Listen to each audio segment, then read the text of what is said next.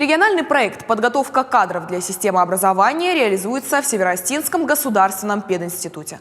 Об этом журналистам рассказала Алана Гагиева, врио-ректора СОКПИ.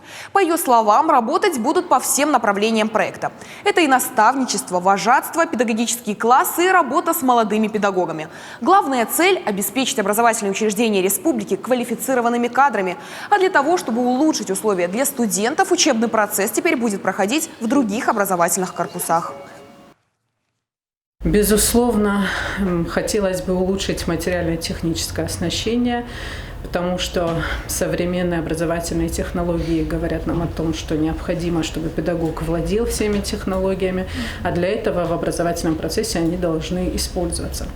В этой связи представляется целесообразным переезд с учебного корпуса на Павленко в учебные корпуса, которые задействованы в образовательном процессе на Карла Маркса и на Кутузова. Они более объемные, они включают в себя большие аудитории, которые соответствуют образовательной организации.